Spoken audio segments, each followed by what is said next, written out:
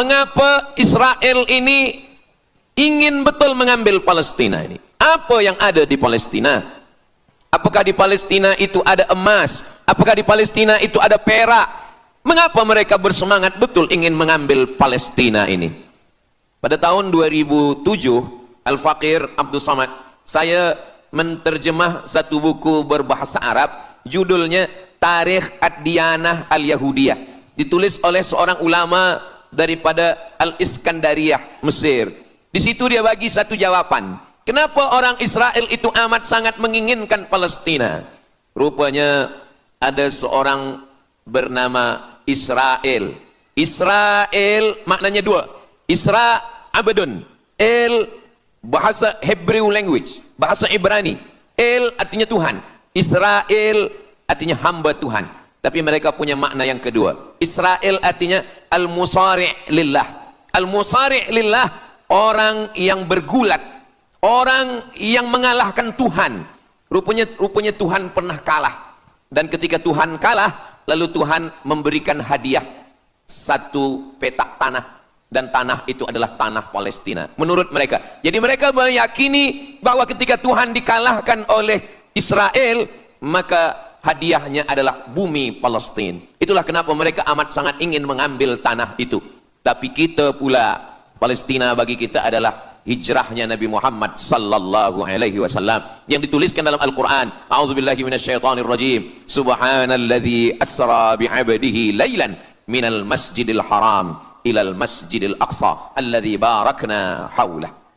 Dulu semasa belajar di Al-Azhar ada satu subjek namanya Al-Milal wan Nihal. Al-Milal maknanya aliran-aliran keagamaan, wan Nihal agama-agama. Maka salah satu aliran itu disebut dengan Zion.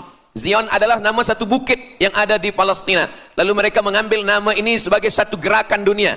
Dalam bahasa Arabnya disebut dengan As-Sahyuniyah atau Zionis. Mereka ingin mengembalikan Yahudi ke Palestina. Apa yang membuat mereka ingin? Rupa-rupanya mereka meyakini bahwa mereka menunggu-nunggu seorang lelaki. Lelaki itu bernama Mesiah. Dalam bahasa mereka sebut dengan Mesiah. Dalam bahasa Arabnya adalah Al-Masih. Al-Masih diambil dari kata masaha. Masaha artinya disapu. Kita dalam wudhu ada menyapu. Idza qumtum ila shalah, kalau kamu ingin sembahyang, faghsilu wujuhakum, muka dibasuh. Wa aydiyakum ilal marafiq, tangan pun dibasuh hingga ke siku. Tapi kepala dengan telinga tidak dibasuh. Kepala dengan telinga disapu. Wamsahu biru'usikum, disapu. Jadi kenapa dia dikatakan Al-Masih? Kerana dua. Pertama, waktu lahirnya badannya disapu dengan minyak.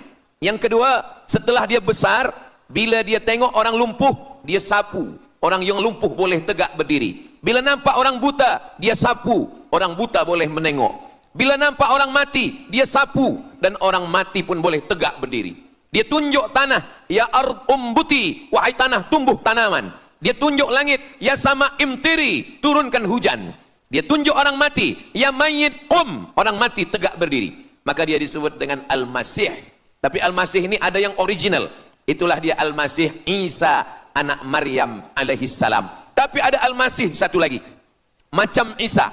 Orang Arab bila ada mangkuk, mereka sebut dengan wi'a. Kalau mangkuk ini emas, mereka katakan al-wi'a al-zahabi, mangkuk emas. Tapi kalau mangkuk ini dari perak, tapi dibalur dengan emas, mereka akan mengatakan al-wi'a al-mudajjal. Dia bukan emas, tapi dia nampak macam emas, maka dia namanya mudajjal. Begitu juga dengan Al-Masih ini. Al-Masih yang betul-betul Al-Masih, dia adalah Al-Masih Isa anak Maryam. Tapi ada yang macam Al-Masih, bentuknya macam Al-Masih, macam mukjizat Al-Masih, tapi dia bukan Al-Masih. Itulah dia Al-Masih Ad-Dajjal. Sebenarnya mereka sedang menunggu Al-Masih Ad-Dajjal. Kita pula sebelum salam, kita minta perlindungan kepada Allah dari Al-Masih Ad-Dajjal. Allahumma inni a'udzubika min adzabi jahannam wa min adzabil qabri wa min fitnatil mahya wal mamat wa min syarri fitnatil masihid Dajjal. Kita minta tolong pada Allah supaya jauh daripada Dajjal. Mereka menunggu-nunggu Dajjal. Kenapa mereka ingin menunggu Dajjal? Sebab menurut mereka, bila Al-Masih Dajjal ini datang, maka nanti kambing akan berdamai dengan serigala. Semua akan hidup tenang. dan mereka akan menjadi penguasa dunia. Selain daripada Yahudi Israel adalah ghaim. Ghaim adalah keledai tunggangan. Jadi sebenarnya sesiapa saja pun yang bukan Yahudi, dia hanya akan menjadi keledai. Dan mereka ini adalah agama yang juga sebagai suku bangsa, yang juga sebagai sebuah negeri. Kita Islam, agama kita, tapi bangsa kita Melayu. Dan kita tinggal duduk, ada Melayu di Sumatera, ada Melayu di Semenanjung, ada Melayu di Kalimantan, Borneo. Melayu tersebar di beberapa negara. Tapi Yahudi tiga. Yahudi sebagai agama, Yahudi sebagai bangsa, Yahudi sebagai negeri. Mereka ingin mewujudkan ketiga-tiga ini menjadi satu. Kami bangsa Yahudi, kami agama Yahudi, dan kami punya negeri Yahudi. Itulah keinginan mereka. Maka mereka sedang menantikan raja mereka. Raja mereka adalah Al-Masih Ad-Dajjal. Dan Al-Masih Ad-Dajjal ini akan turun kalau syarat-syarat ini mereka penuhi. Kata Syekh Fargallah dalam subjek Al-Milal wan Nihal. Maka yang pertama diminta oleh Al-Masih Ad-Dajjal ini adalah semua Yahudi kembali kepada bumi Israel. Mereka mengatakan itu bumi punya dia dan semua akan kembali. Rupa-rupanya mereka tiada punya negeri. Sama macam nasib orang Kurdi. Kurdi ada di Turki, Kurdi ada di Irak, Kurdi ada di beberapa belahan bumi. Syekh Amin Al-Kurdi, mursyid tarekat Naqsabandiyah di Mesir, orang Kurdi, tapi duduk di Mesir. Syekh Muhammad Said Ramadan Al-Buti, orang Kurdi, tapi duduk di Suriah. Salahuddin Al-Ayyubi, orang Kurdi, tapi dia raja di Mesir. Mereka pun di seluruh dunia ada, tapi mereka tak ada punya negeri. Maka mereka ingin mengambil Palestina, mereka ingin kembali ke negeri yang menurut mereka inilah adalah hadiah daripada Tuhan, kerana Tuhan kalah bertembung, bertarung dengan nenek moyang mereka bernama Israel menurut hikayat mereka. Yang ini semuanya adalah asatirul awalin, hanya dongeng-dongeng nenek moyang mereka zaman silam.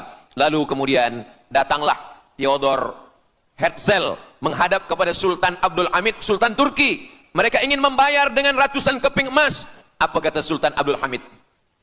Dulu Palestina itu diambil dengan darah dan nyawa, maka saya tidak akan memberikannya dengan emas. Lalu kemudian apa yang terjadi? Mereka menghalau Sultan Abdul Hamid dengan seorang lelaki bernama Mustafa Kemal Ataturk. Lalu kemudian hilanglah khilafah Islamiyah. Ketika khilafah Islamiyah tahun 1924 ini jatuh, hilang, tumbang, maka ketika itu umat Islam tidak lagi ada pelindung.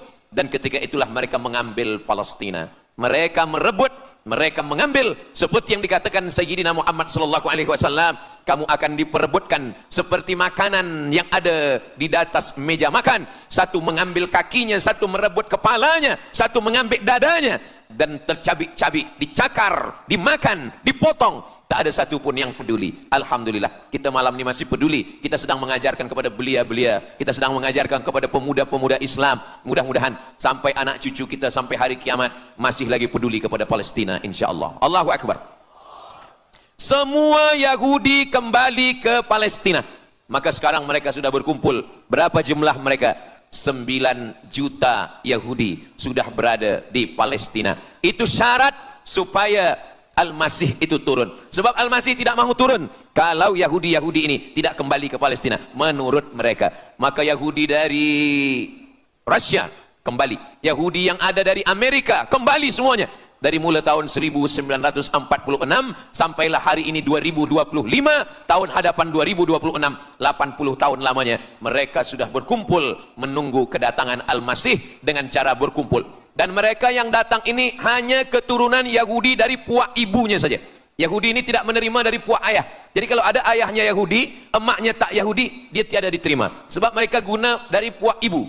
Maka bila ibunya Yahudi, maka dia akan diterima. Ada satu Yahudi yang tidak diterima, Yahudi Falasha dari Afrika. Yahudi Falasha ini datang, mereka dari Ethiopia, mereka menyeberang ke Sudan, dari Sudan mereka masuk ke Mesir, dan mereka datang ke Palestina. Mereka pun nak masuk juga, tapi mereka tertolak. Sebab dia mengaku Yahudi, tapi kulit dia hitam. Saya tak tahu di tempat kita, tapi di tempat saya banyak juga Yahudi, namanya Yahudi pesek. Kulit dia hitam, hidung dia pesek, tapi otak dia Yahudi. Ini lebih berbahaya lagi. Mereka menyebarkan kebencian. Jadi sebenarnya Yahudi adalah makhluk yang paling unsuri, rasisme. Mereka tiada menerima selain daripada Yahudi. Siapapun yang datang ingin mengaku orang Yahudi, kalau ditengok nasabnya tidak sesuai daripada ibu, dia tidak akan diterima. Sedarlah wahai orang yang membela-bela Yahudi. Wahai orang yang membela Yahudi, kalau kamu bukan Yahudi, maka kamu tidak akan diterima, kerana Yahudi adalah agama, Yahudi adalah bangsa, dan Yahudi adalah negeri. Mereka ingin mewujudkan ini. Maka berdatanganlah Yahudi beramai-ramai, lalu mereka pun turun ke Palestina. Sampai hari ini mereka terus berdatangan. Lalu kemudian yang kedua, syarat Yahudi didatangi oleh Al-Masih, Mesias, mereka mesti menanam tanaman yang hijau. Jadi kalau mereka bayangkan, Al-Masih ini sedang berada di langit, dia selalu memandang ke bawah, dia tengok Yahudi dah berkumpul atau belum. Kalau berkumpul dia tak nak turun. Bila dah berkumpul semua ramai, baru dia turun. Dah berkumpul 5 juta, dia belum juga turun. Dah berkumpul 9 juta, dia belum juga turun. Rupanya yang kedua, dia ingin supaya tanah Palestina itu hijau. Bila nanti dah hijau semua, baru dia turun. Dan tanaman yang hijau itu pun dia yang memilihkan tanamannya. Tanamannya adalah yang disebutkan Nabi 14 abad silam, Syajaratul Gharqad. Nanti semua akan membela umat Islam. Sampai-sampai batu berkata, apa kata batu? Ya abdallah, wahai hamba Allah, hadza Yahudi khalfi, ini di belakang saya ada Yahudi, faktulhu, bunuhlah dia. Kata Nabi, jangankan manusia, batu pun membela umat Islam. Batu akan berkata, ya abdallah, wahai hamba Allah, hadza Yahudi, ini di belakang saya ada Yahudi, faktulhu, bunuh dia. Tapi ada satu yang membela mereka. Siapa dia? Syajaratul Gharqad, pokok kayu Gharqad. Allah menunjukkan sampai hari ini mereka menanam pokok Gharqad ini. Saya belajar ke Mesir tahun 1998. Musim panas tahun 1999, saya pergi ke satu kawasan bernama Aris. Selepas itu pergi ke sebuah kota, kota ini bernama Rafah. Rafah ini dibagi dua, setengah diambil oleh Yahudi, setengah lagi diambil oleh Mesir. Dari sempadan ini kita boleh menengok hijau. Lalu saya pun bertanya kepada ulama yang mendampingi kami, Tuan Syekh, itu pokok apa yang hijau? Kata Syekh, itulah pokok yang disebutkan Nabi Muhammad sallallahu alaihi wasallam. Pokok itu bernama Syajaratul Gharqad, dan mereka memang menanam pokok itu sekarang. Supaya apa? Supaya Al-Masih menengok dari atas, bila dia tengok dah hijau, dia pun akan turun menurut keyakinan Yahudi. Yahudi sudah berkumpul 9 juta orang. Pokok Gharqad sudah ditanam, sudah. Ada lagi. Apa dia? Mesti menghancurkan Babilonia. Babilonia adalah raja yang dulu menghancurkan kerajaan Yahudi. Nama rajanya Nebukadnezar. Nebukadnezar dari Babilonia menghancurkan kerajaan Yahudi. Maka Yahudi ini pendendam. Orang yang paling dendam di atas dunia ini adalah Yahudi. Nebukadnezar sudah lama musnah, tapi dendam mereka kepada Irak sampai hari ini. Babilonia itu adalah Irak. Maka siapapun yang menjadi penguasa, pasti mereka akan perintahkan untuk menghantam Irak. Dari mula George Bush sampailah sekarang, Irak selalu dihantam. Dituduh bahwa Irak ada punya senjata membunuh manusia. Mereka katakan bahwa Saddam Hussein ini ada memiliki senjata yang boleh menghancurkan peradaban manusia. Akhirnya mereka membunuh Saddam Hussein. Apa yang terjadi? Sampai hari ini Saddam Hussein tiada memiliki apapun untuk menghancurkan umat manusia. Jadi sebenarnya adalah ini agenda daripada Yahudi. Mereka ingin menghancurkan Babilonia, dan Babilonia itu adalah Irak pada zaman modern sekarang ini. Setiap penguasa-penguasa pasti menghancurkan Irak, sebab mereka amat sangat benci dan dendam kesumat kepada Irak. Ada buku judulnya Al-Yahud fi Masr, orang Yahudi di Mesir. Lalu kemudian seorang jenderal Yahudi bernama Musa Dayan. Musa Dayan buta matanya sebelah. Lalu Musa Dayan ini meminta kepada Presiden Prancis bernama De Gaulle. Lalu De Gaulle pun menelpon Presiden Mesir bernama Anwar Sadat. Bukunya ada, saya simpan di rumah. Dia katakan bahwa kepada Anwar Sadat, wahai Tuan Presiden Anwar Sadat, ini mami yang ada di Museum Mesir Kaherah itu sedang sakit. Jadi untuk menyehatkannya mesti dibawa ke Prancis, ke Paris. Lalu disediakanlah pesawat terbang untuk membawa mami ini. Dulu saya pernah dengar tazkirah Ustaz Azhar Idrus, jangan anak panggil mak mami, sebab mami itu inilah mami Fir'aun. Mami return. Ini mami ini sakit. maka dia mesti disehatkan, ada bakteri, maka dia mesti disehatkan, dibawa ke Paris, Prancis. Akhirnya diterbangkan pada masa Presiden Anwar Sadat, dibawa ke hospital. Sampai di hospital, rupa-rupanya Jenderal Musa Dayan yang buta sebelah sudah menunggu Mami. Begitu Mami Ramses II, Fir'aun sampai, dia terus meninju muka Mami itu. Kenapa? Sebab dia dendam. Inilah yang dulu menghalau nenek moyang dia dari Mesir. Gila. Yahudi ini adalah orang-orang yang gila. Sampai hari ini mereka punya dendam yang tak berkesudahan. Sampai Mami yang sudah menjadi kering, kita pun menengoknya biasa-biasa saja. Tapi Musa Dayan melampiaskan dendam kesumat dia sampai pada masa Presiden Anwar Sadat, yang akhirnya Anwar Sadat pun mati terbunuh ditembak oleh Khalid Islambuli. Begitulah Allah Subhanahu wa taala menceritakan saksi sejarah supaya umat Islam faham bagaimana pikiran, bagaimana sakit jiwanya orang-orang Yahudi. Mereka sudah berkumpul di Palestina 9 juta. Tanam-tanaman hijau sudah ditanam. Irak sudah dihantam. Hancur lebur Irak. Apa lagi yang mereka lakukan? Tanah Palestina mesti merah. Tanah Palestina tidak boleh hitam. Tanah Palestina mesti merah. Apa yang membuat tanah Palestina merah? Merah kerana darah budak-budak, anak-anak yang tak berdosa dari Palestina. Jadi kalau ada orang yang hari ini terheran-heran, mengapa mereka membunuh budak kecil? Mengapa mereka menjatuhkan bom untuk menghancurkan rumah, membunuh perempuan yang hamil tiada berdosa?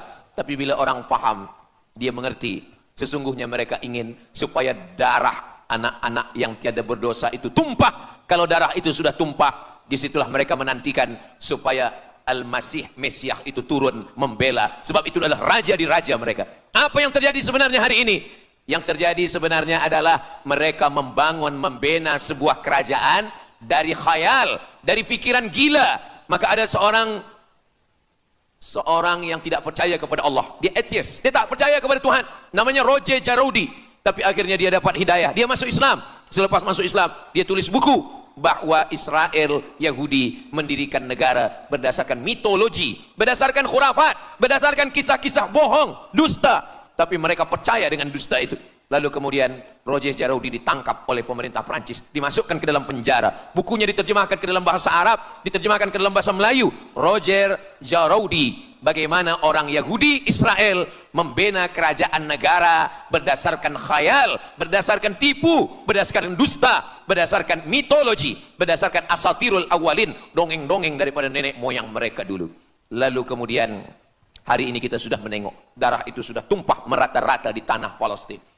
Kenapa Al-Masih, Mesiah belum juga turun? Kenapa belum datang juga Mesiah yang mereka tunggu itu?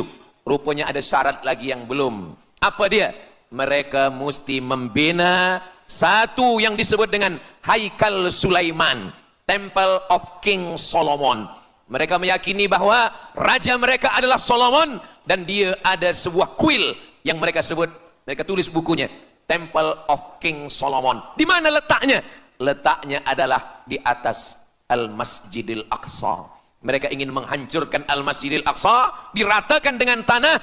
Nanti mereka akan bina Temple of King Solomon. Selepas itu mereka siapkan satu kerusi singgasana.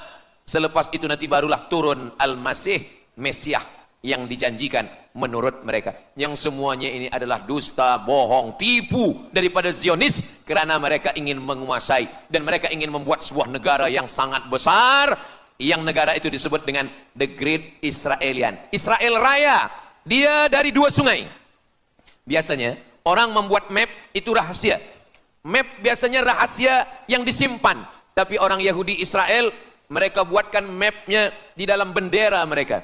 Kita membuat sesuatu yang rahasia kita simpan, tapi mereka membuat satu garis biru di atas, satu lagi garis biru di bawah. Yang di atas itu adalah sungai Nil di atas, dan yang di bawah itu adalah sungai Efrat. Sungai Nil di atas, Afrika Utara, Mesir.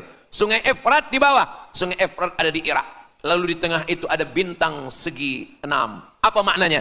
Mereka ingin membina sebuah kerajaan yang luasnya dari Nil hingga ke Efrat. Itulah kenapa ketika mereka membuka embasi di Kairo, ketika Israel membina embasi di Kairo, ini sungai Nil, ini bagian atas, ini bagian bawah.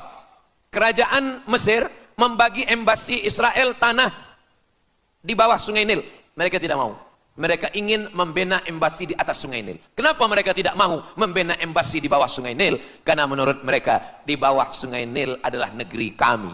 Orang membina embasi hanya di luar daripada kerajaannya. Jadi sebenarnya menurut pengakuan mereka, Mesir yang ada sekarang, semua yang ada di bawah Nil hingga ke Efrat Irak, itu adalah kerajaan mereka. Yang kalau mereka mewujudkan itu nanti, mereka akan menjadikan semua manusia ini sebagai keledai tunggangan. Alhamdulillah, itu disampaikan oleh Syekh Fargallah. Lalu kemudian kami membacanya, mempelajarinya, beliau bacakan di kelas, dan hari ini saya amat sangat bersenang hati. Tapi kita tetap susah hati dengan Palestina.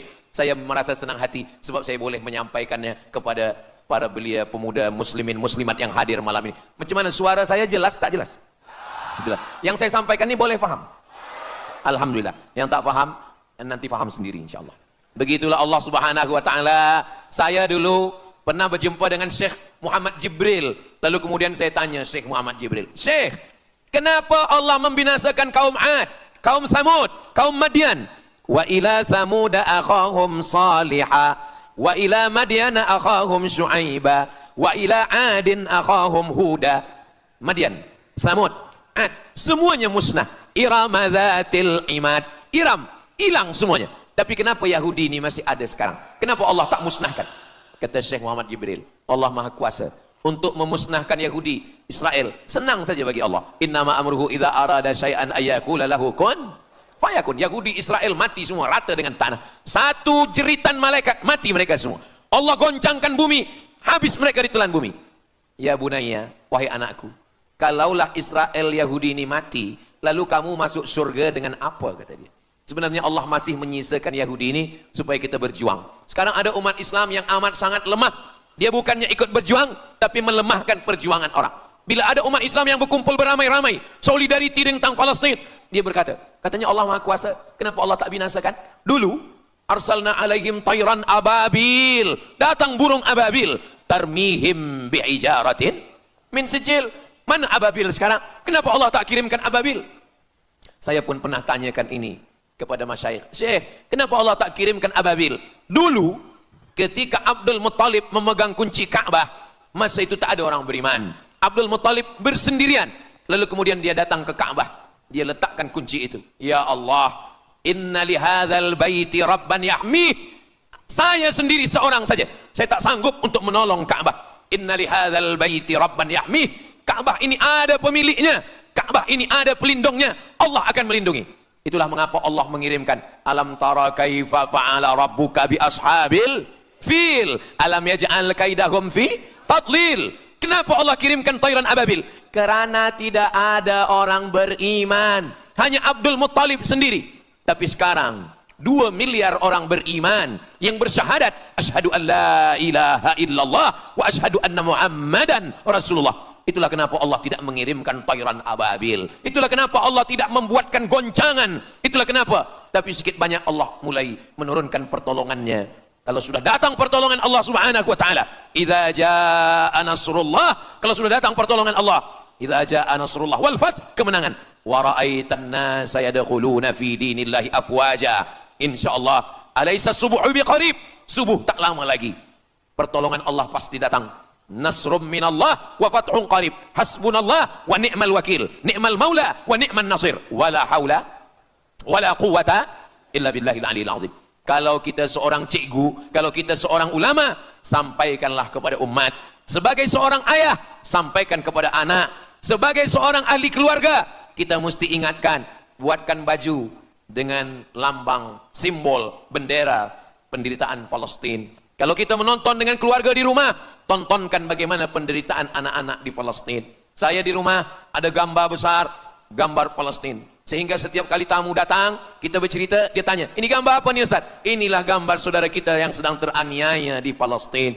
Malam ini kita guna sorban, kita pakai sorban yang mengingatkan kita kepada Palestina. Apapun yang kita lakukan, jangan lupa menyampaikan khutbah Jumat, kunut nazilah, Allahumma ansuril Islam wal muslimina fi Palestina. Silahul mu'min, ad-du'a silahul mu'min.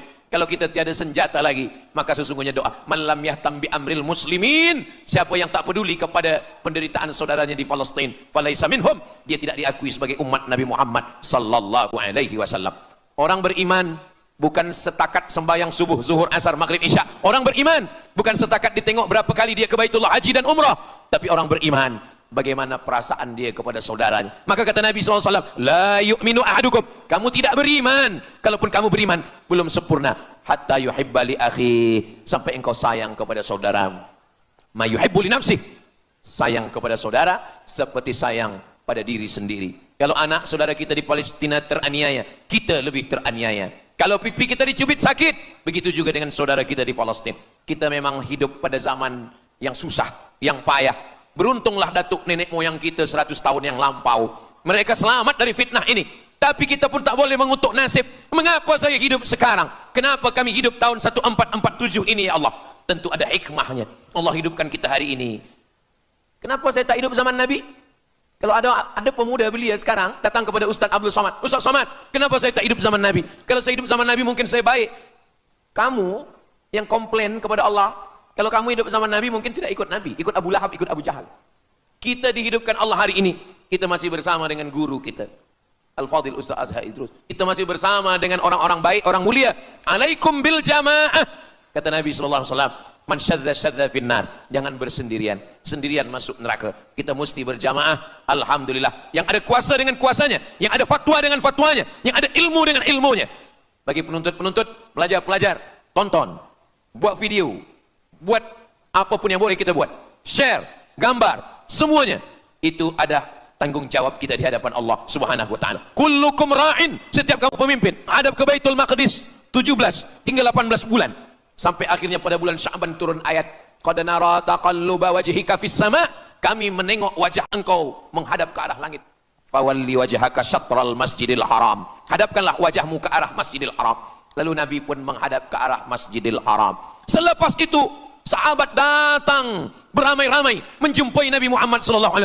Ya Rasulullah, bagaimana saudara kami yang sembahyang, yang solat 16 bulan, 17 bulan, 18 bulan, dia menghadap ke Palestina, apakah solatnya diterima Allah? Turun ayat, wa ma kana Allahu liyudhi'a imanahum.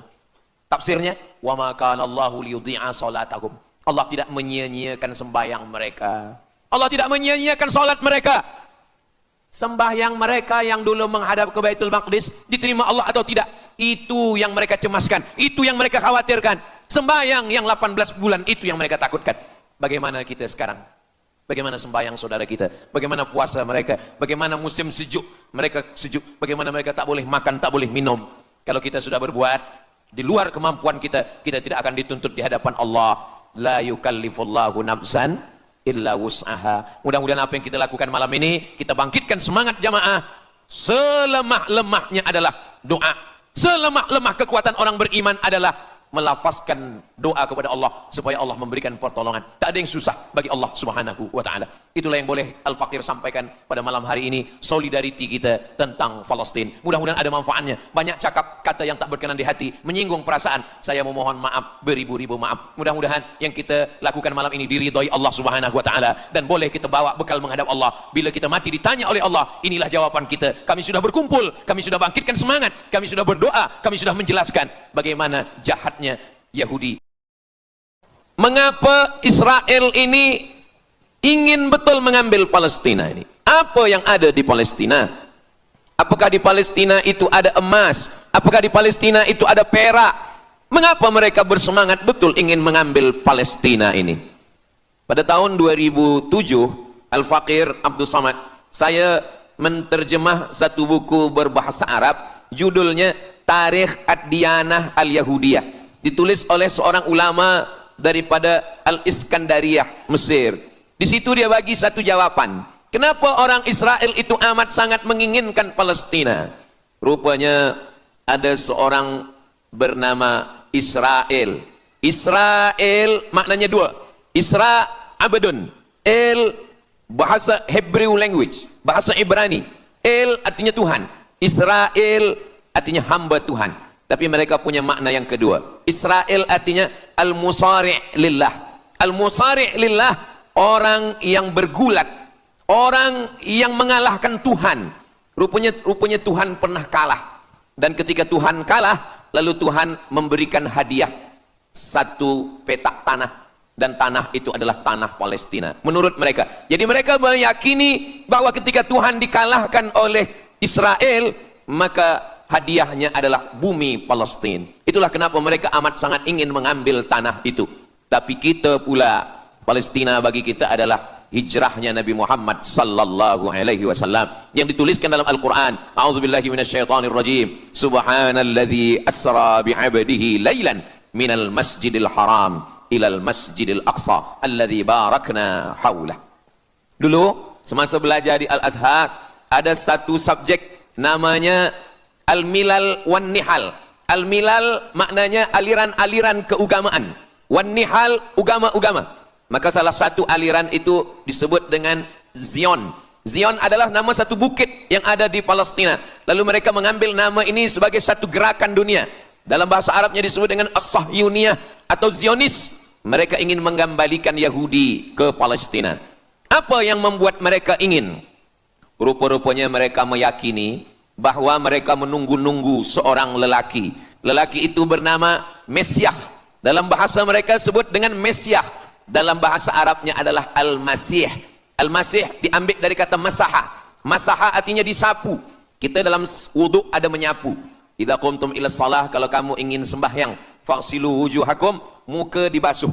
Wa aydiyakum ilal marafiq, tangan pun dibasuh hingga ke siku. Tapi kepala dengan telinga tidak dibasuh. Kepala dengan telinga disapu. Wamsahu biruusikum, disapu. Jadi kenapa dia dikatakan Al-Masih? Kerana dua. Pertama, waktu lahirnya badannya disapu dengan minyak. Yang kedua, setelah dia besar, bila dia tengok orang lumpuh, dia sapu. Orang yang lumpuh boleh tegak berdiri. Bila nampak orang buta, dia sapu. Orang buta boleh menengok.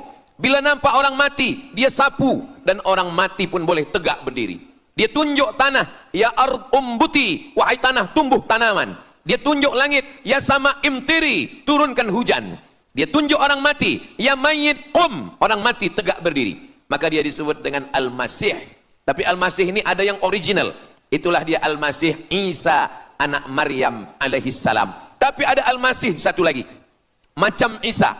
Orang Arab bila ada mangkuk, mereka sebut dengan wi'a. Kalau mangkuk ini emas, mereka katakan al-wi'a az-zahabi, mangkuk emas. Tapi kalau mangkuk ini dari perak, tapi dibalur dengan emas, mereka akan mengatakan al-wi'a al-mudajjal. Dia bukan emas, tapi dia nampak macam emas, maka dia namanya mudajjal.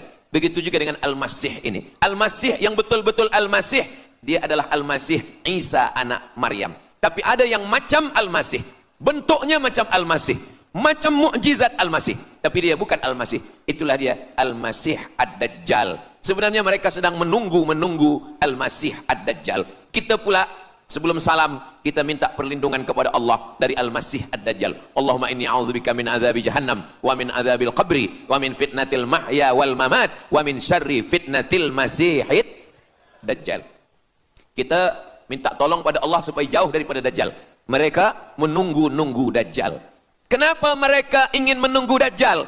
Sebab menurut mereka, bila Al-Masih Dajjal ini datang, maka nanti kambing akan berdamai dengan serigala. Semua akan hidup tenang dan mereka akan menjadi penguasa dunia. Selain daripada Yahudi Israel adalah ghaim. Ghaim adalah keledai tunggangan. Jadi sebenarnya sesiapa saja pun yang bukan Yahudi, dia hanya akan menjadi keledai. Dan mereka ini adalah agama yang juga sebagai suku bangsa, yang juga sebagai sebuah negeri. Kita Islam, agama kita, tapi bangsa kita Melayu. Dan kita tinggal duduk, ada Melayu di Sumatera, ada Melayu di Semenanjung, ada Melayu di Kalimantan, Borneo. Melayu tersebar di beberapa negara. Tapi Yahudi tiga. Yahudi sebagai agama, Yahudi sebagai bangsa, Yahudi sebagai negeri. Mereka ingin mewujudkan ketiga-tiga ini menjadi satu. Kami bangsa Yahudi, kami agama Yahudi, dan kami punya negeri Yahudi. Itulah keinginan mereka. Maka mereka sedang menantikan raja mereka. Raja mereka adalah Al-Masih Ad-Dajjal. Dan Al-Masih Ad-Dajjal ini akan turun kalau syarat-syarat ini mereka penuhi. Kata Syekh Fargallah dalam subjek Al-Milal wan Nihal. Maka yang pertama diminta oleh Al-Masih Ad-Dajjal ini adalah semua Yahudi kembali kepada bumi Israel. Mereka mengatakan itu bumi punya dia dan semua akan kembali. Rupa-rupanya mereka tiada punya negeri. Sama macam nasib orang Kurdi. Kurdi ada di Turki, Kurdi ada di Irak, Kurdi ada di beberapa belahan bumi. Syekh Amin Al-Kurdi, mursyid tarekat Naqsabandiyah di Mesir, orang Kurdi, tapi duduk di Mesir. Syekh Muhammad Said Ramadan Al-Buti, orang Kurdi, tapi duduk di Suriah. Salahuddin Al-Ayyubi, orang Kurdi, tapi dia raja di Mesir.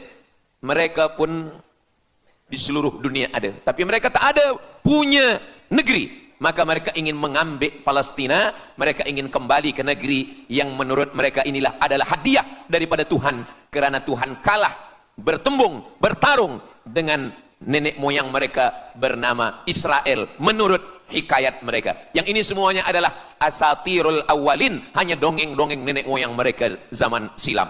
Lalu kemudian datanglah Theodor Herzl menghadap kepada Sultan Abdul Hamid, Sultan Turki. Mereka ingin membayar dengan ratusan keping emas. Apa kata Sultan Abdul Hamid? Dulu Palestina itu diambil dengan darah dan nyawa, maka saya tidak akan memberikannya dengan emas. Lalu kemudian apa yang terjadi? Mereka menghalau Sultan Abdul Hamid dengan seorang lelaki bernama Mustafa Kemal Ataturk. Lalu kemudian hilanglah khilafah Islamiyah. Ketika khilafah Islamiyah tahun 1924 ini jatuh, hilang, tumbang, maka ketika itu umat Islam tidak lagi ada pelindung. Dan ketika itulah mereka mengambil Palestina. Mereka merebut, mereka mengambil, seperti yang dikatakan Sayyidina Muhammad sallallahu alaihi wasallam, kamu akan diperebutkan seperti makanan yang ada di atas meja makan. Satu mengambil kakinya, satu merebut kepalanya, satu mengambil dadanya, dan tercabik-cabik, dicakar, dimakan, dipotong. Tak ada satu pun yang peduli. Alhamdulillah, kita malam ini masih peduli. Kita sedang mengajarkan kepada belia-belia, kita sedang mengajarkan kepada pemuda-pemuda Islam. Mudah-mudahan sampai anak cucu kita sampai hari kiamat masih lagi peduli kepada Palestina, insya-Allah. Allahu Akbar. Semua Yahudi kembali ke Palestina. Maka sekarang mereka sudah berkumpul. Berapa jumlah mereka? 9 juta Yahudi sudah berada di Palestina. Itu syarat supaya Al-Masih itu turun. Sebab Al-Masih tidak mahu turun kalau Yahudi-Yahudi ini tidak kembali ke Palestina menurut mereka. Maka Yahudi dari Rusia kembali, Yahudi yang ada dari Amerika kembali semuanya. Dari mulai tahun 1946 sampailah hari ini 2025, tahun hadapan 2026, 80 tahun lamanya mereka sudah berkumpul menunggu kedatangan Al-Masih dengan cara berkumpul. Dan mereka yang datang ini hanya keturunan Yahudi dari puak ibunya saja.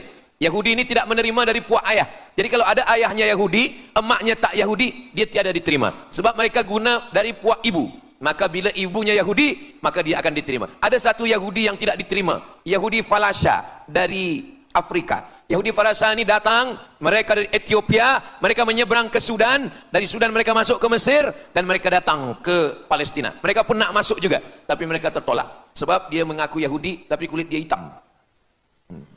Saya tak tahu di tempat kita, tapi di tempat saya banyak juga Yahudi, namanya Yahudi pesek. Kulit dia hitam, hidung dia pesek, tapi otak dia Yahudi. Ini lebih berbahaya lagi. Mereka menyebarkan kebencian. Jadi sebenarnya Yahudi adalah makhluk yang paling unsuri, rasisme. Mereka tiada menerima selain daripada Yahudi. Siapapun yang datang ingin mengaku orang Yahudi, kalau ditengok nasabnya tidak sesuai daripada ibu, dia tidak akan diterima. Sedarlah wahai orang yang membela-bela Yahudi. Wahai orang yang membela Yahudi, kalau kamu bukan Yahudi, maka kamu tidak akan diterima, kerana Yahudi adalah agama, Yahudi adalah bangsa, dan Yahudi adalah negeri. Mereka ingin mewujudkan ini. Maka berdatanganlah Yahudi beramai-ramai, lalu mereka pun turun ke Palestina. Sampai hari ini mereka terus berdatangan. Lalu kemudian yang kedua, syarat Yahudi didatangi oleh Al-Masih, Mesias, mereka mesti menanam tanaman yang hijau. Jadi kalau mereka bayangkan, Al-Masih ini sedang berada di langit, dia selalu memandang ke bawah. Dia tengok, Yahudi dah berkumpul atau belum? Kalau berkumpul dia tak nak turun. Bila dah berkumpul semua ramai, baru dia turun.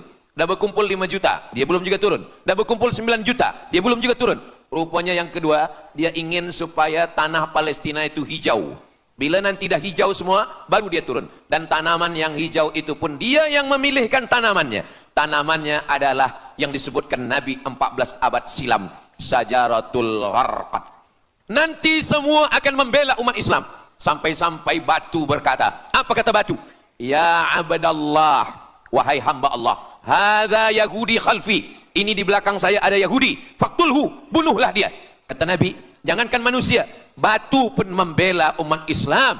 Batu akan berkata, ya abdallah, wahai hamba Allah, hadza Yahudi, ini di belakang saya ada Yahudi, faktulhu, bunuh dia. Tapi ada satu yang membela mereka. Siapa dia? Syajaratul Gharqad, pokok kayu Gharqad. Allah menunjukkan sampai hari ini mereka menanam pokok Gharqad ini. Saya belajar ke Mesir tahun 1998.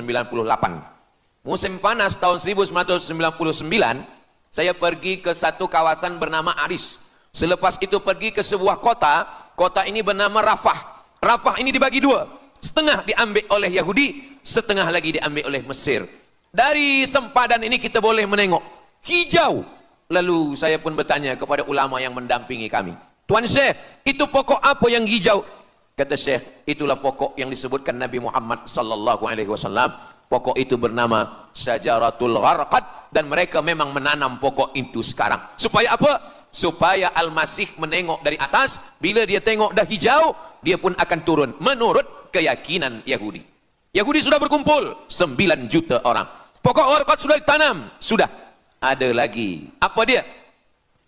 Mesti menghancurkan Babilonia. Babilonia adalah raja yang dulu menghancurkan kerajaan Yahudi. Nama rajanya Nebukadnezar. Nebukadnezar dari Babilonia menghancurkan kerajaan Yahudi. Maka Yahudi ini pendendam. Orang yang paling dendam di atas dunia ini adalah Yahudi. Nebukadnezar sudah lama musnah, tapi dendam mereka kepada Irak sampai hari ini. Babilonia itu adalah Irak. Maka siapapun yang menjadi penguasa, pasti mereka akan perintahkan untuk menghantam Irak. Dari mula George Bush sampailah sekarang, Irak selalu dihantam. Dituduh bahwa Irak ada punya senjata membunuh manusia. Mereka katakan bahwa Saddam Hussein ini ada memiliki senjata yang boleh menghancurkan peradaban manusia. Akhirnya mereka membunuh Saddam Hussein. Apa yang terjadi? Sampai hari ini Saddam Hussein tiada memiliki apapun untuk menghancurkan umat manusia. Jadi sebenarnya adalah ini agenda daripada Yahudi. Mereka ingin menghancurkan Babilonia, dan Babilonia itu adalah Irak pada zaman modern sekarang ini. Setiap penguasa-penguasa pasti menghancurkan Irak, sebab mereka amat sangat benci dan dendam kesumat kepada Irak. Ada buku judulnya Al-Yahud fi Masr, fi Misr, orang Yahudi di Mesir. Lalu kemudian seorang jenderal Yahudi bernama Musa Dayan. Musa Dayan buta matanya sebelah.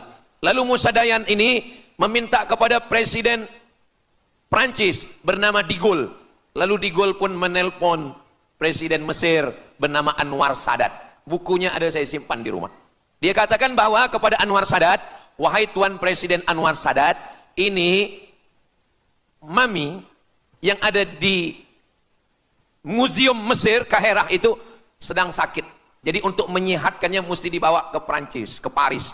Lalu disediakanlah pesawat terbang untuk membawa mami ini. Dulu saya pernah dengar tazkirah Ustaz Azhar Idrus, jangan anak panggil mak mami, sebab mami itu inilah mami Fir'aun. Mami return. Ini mami ini sakit, maka dia mesti disihatkan, ada bakteri, maka dia mesti disihatkan, dibawa ke Paris, Prancis. Akhirnya diterbangkan pada masa Presiden Anwar Sadat. Dibawa ke hospital, sampai di hospital, rupa-rupanya Jenderal Musa Dayan yang buta sebelah sudah menunggu mami. Begitu mami Ramses II, Fir'aun sampai, dia terus meninju muka mami itu. Kenapa? Sebab dia dendam. Inilah yang dulu menghalau nenek moyang dia dari Mesir. Gila. Yahudi ini adalah orang-orang yang gila. Sampai hari ini, mereka punya dendam yang tak berkesudahan. Sampai mami yang sudah menjadi kering, kita pun menengoknya biasa-biasa saja. Tapi Musa Dayan melampiaskan dendam kesumat dia sampai pada masa Presiden Anwar Sadat, yang akhirnya Anwar Sadat pun mati terbunuh ditembak oleh Khalid Islambuli. Begitulah Allah Subhanahu wa taala menceritakan saksi sejarah supaya umat Islam faham bagaimana pikiran, bagaimana sakit jiwanya orang-orang Yahudi. Mereka sudah berkumpul di Palestina 9 juta. Tanam-tanaman hijau sudah ditanam. Irak sudah dihantam, hancur lebur Irak. Apa lagi yang mereka lakukan? Tanah Palestina mesti merah. Tanah Palestina tidak boleh hitam. Tanah Palestina mesti merah. Apa yang membuat tanah Palestina merah? Merah karena darah budak-budak anak-anak yang tak berdosa dari Palestina. Jadi kalau ada orang yang hari ini terheran-heran, mengapa mereka membunuh budak kecil? Mengapa mereka menjatuhkan bom untuk menghancurkan rumah, membunuh perempuan yang hamil tiada berdosa? Tapi bila orang faham, dia mengerti, sesungguhnya mereka ingin supaya darah anak-anak yang tiada berdosa itu tumpah. Kalau darah itu sudah tumpah, disitulah mereka menantikan supaya Al-Masih, Mesiah itu turun membela. Sebab itu adalah raja di raja mereka. Apa yang terjadi sebenarnya hari ini? Yang terjadi sebenarnya adalah mereka membangun, membina sebuah kerajaan dari khayal, dari pikiran gila. Maka ada seorang yang tidak percaya kepada Allah. Dia atheist, dia tak percaya kepada Tuhan. Namanya Roger Jaroudi. Tapi akhirnya dia dapat hidayah. Dia masuk Islam. Selepas masuk Islam, dia tulis buku bahwa Israel Yahudi mendirikan negara berdasarkan mitologi, berdasarkan khurafat, berdasarkan kisah-kisah bohong, dusta. Tapi mereka percaya dengan dusta itu. Lalu kemudian Roger Jaroudi ditangkap oleh pemerintah Prancis, dimasukkan ke dalam penjara. Bukunya diterjemahkan ke dalam bahasa Arab, diterjemahkan ke dalam bahasa Melayu. Roger Jaroudi, bagaimana orang Yahudi Israel membina kerajaan negara berdasarkan khayal, berdasarkan tipu, berdasarkan dusta, berdasarkan mitologi, berdasarkan asatirul awalin, dongeng-dongeng daripada nenek moyang mereka dulu. Lalu kemudian hari ini kita sudah menengok darah itu sudah tumpah merata-rata di tanah Palestina. Kenapa Al-Masih, Mesiah belum juga turun? Kenapa belum datang juga Mesiah yang mereka tunggu itu? Rupanya ada syarat lagi yang belum. Apa dia? Mereka mesti membina satu yang disebut dengan Haikal Sulaiman, Temple of King Solomon. Mereka meyakini bahwa raja mereka adalah Solomon dan dia ada sebuah kuil yang mereka sebut, mereka tulis bukunya Temple of King Solomon. Di mana letaknya? Letaknya adalah di atas Al-Masjidil Aqsa. Mereka ingin menghancurkan Al-Masjidil Aqsa, diratakan dengan tanah. Nanti mereka akan bina Temple of King Solomon. Selepas itu mereka siapkan satu kerusi singgasana. Selepas itu nanti barulah turun Al-Masih, Mesiah yang dijanjikan menurut mereka. Yang semuanya ini adalah dusta, bohong, tipu daripada Zionis, kerana mereka ingin menguasai dan mereka ingin membuat sebuah negara yang sangat besar, yang negara itu disebut dengan The Great Israelian, Israel Raya. Dia dari dua sungai. Biasanya orang membuat map itu rahasia. Map biasanya rahasia yang disimpan, tapi orang Yahudi Israel mereka buatkan mapnya di dalam bendera mereka. Kita membuat sesuatu yang rahasia kita simpan, tapi mereka membuat satu garis biru di atas, satu lagi garis biru di bawah. Yang di atas itu adalah sungai Nil di atas, dan yang di bawah itu adalah sungai Efrat.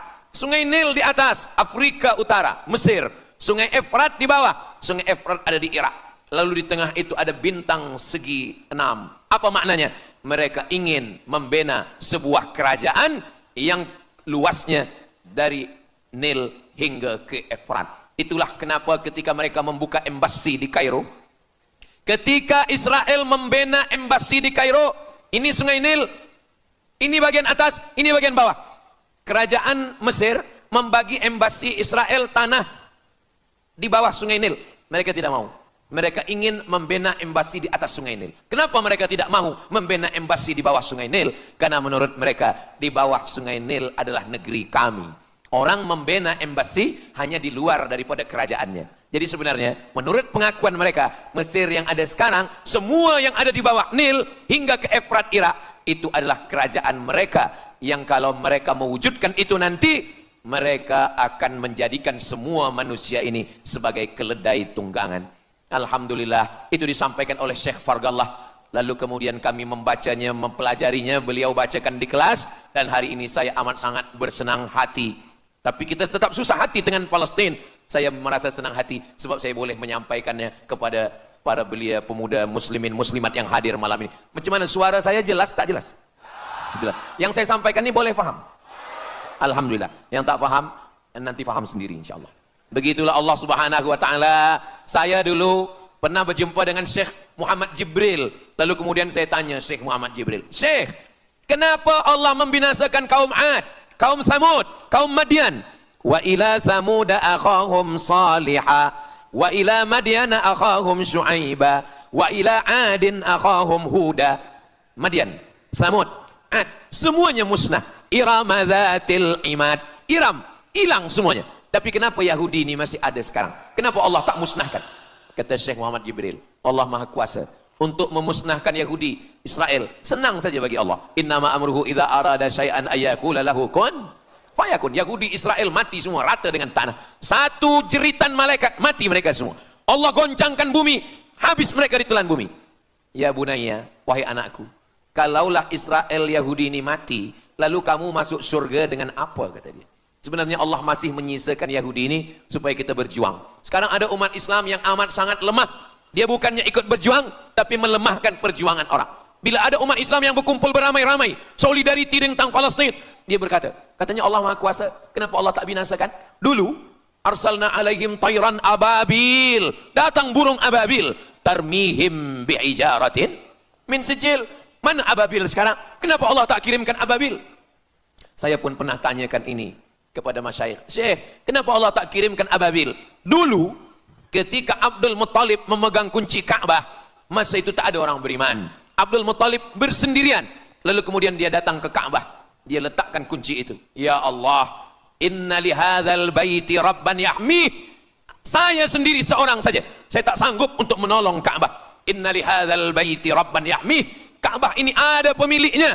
Ka'bah ini ada pelindungnya. Allah akan melindungi.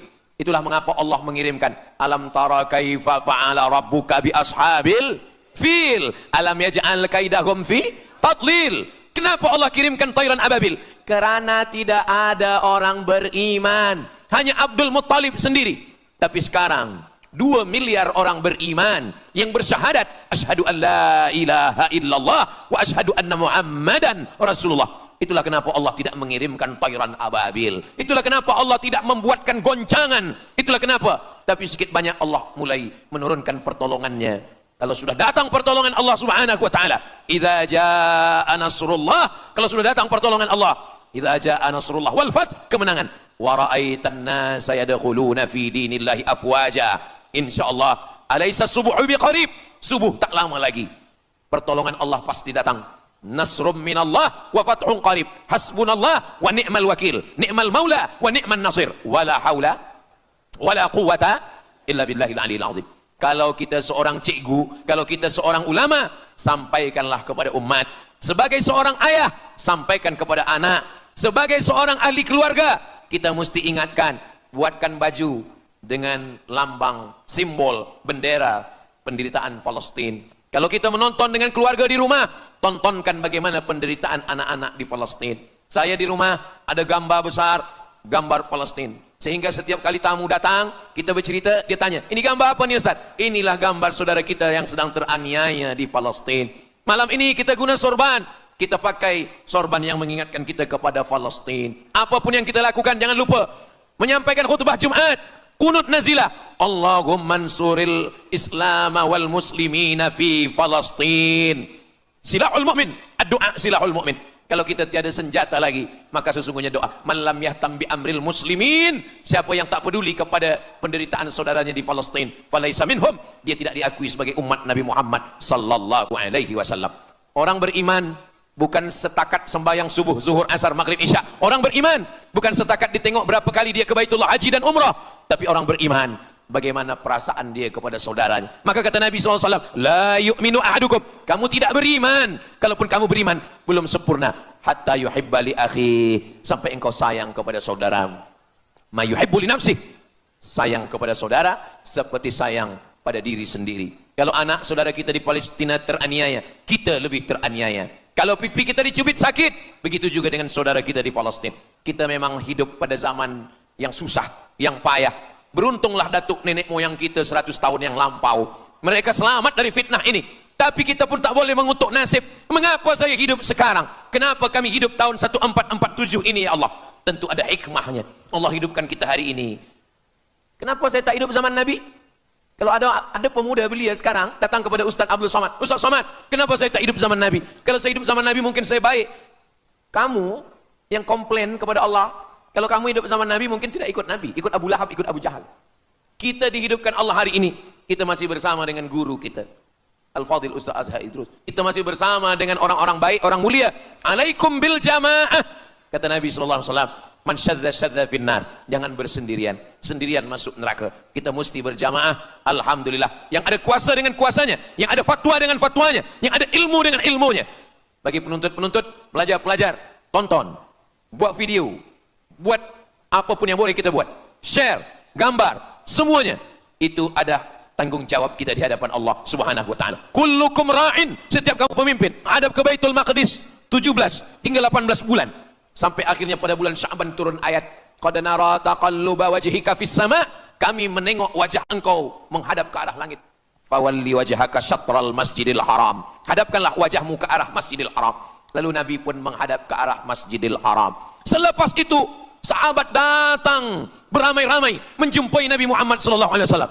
Ya Rasulullah, bagaimana saudara kami yang sembahyang, yang solat 16 bulan, 17 bulan, 18 bulan, dia menghadap ke Palestina. Apakah solatnya diterima Allah? Turun ayat, wa ma kana Allahu liyudhi'a imanahum. Tafsirnya, wa ma kana Allahu liyudhi'a salatahum. Allah tidak menyia-nyiakan sembahyang mereka. Allah tidak menyia-nyiakan solat mereka. Sembahyang mereka yang dulu menghadap ke Baitul Maqdis diterima Allah atau tidak? Itu yang mereka cemaskan, itu yang mereka khawatirkan. Sembahyang yang 18 bulan itu yang mereka takutkan. Bagaimana kita sekarang? Bagaimana sembahyang saudara kita? Bagaimana puasa mereka? Bagaimana musim sejuk? Mereka sejuk. Bagaimana mereka tak boleh makan, tak boleh minum? Kalau kita sudah berbuat di luar kemampuan kita, kita tidak akan dituntut di hadapan Allah. La yukallifullahu nafsan illa wus'aha. Mudah-mudahan apa yang kita lakukan malam ini, kita bangkitkan semangat jamaah. Selemah-lemahnya adalah doa. Selemah-lemah kekuatan orang beriman adalah melafazkan doa kepada Allah supaya Allah memberikan pertolongan. Tak ada yang susah bagi Allah Subhanahu wa taala. Itulah yang boleh Al-Fakir sampaikan pada malam hari ini, solidariti kita tentang Palestina. Mudah-mudahan ada manfaatnya. Banyak cakap kata yang tak berkenan di hati, menyinggung perasaan. Saya memohon maaf, beribu-ribu maaf. Mudah-mudahan yang kita lakukan malam ini diridhoi Allah Subhanahu wa taala dan boleh kita bawa bekal menghadap Allah. Bila kita mati ditanya oleh Allah, inilah jawaban kita. Kami sudah berkumpul, kami sudah bangkitkan semangat, kami sudah berdoa, kami sudah menjelaskan bagaimana jahatnya Yahudi di Palestina. Wailun, celaka. Wailun, nama neraka. Likulli humazatil lumazah. Celakalah orang yang suka mengejek-ejek. Kenapa tiba-tiba ayat ini yang Ustadz pilih? Saya udah diejek orang berapa hari ini. Itulah ayat yang saya pilih. Daripada saya mencaci maki di internet, bagus saya bawa ke pengajian.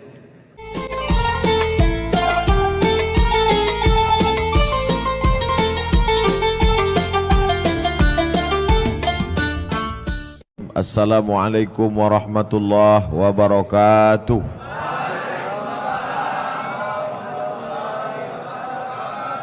Sama-sama kita bersyukur kepada Allah karena malam ini kita diberikan nikmat istiqamah iman dan Islam dengan mengucapkan Alhamdulillahi Rabbil Alamin.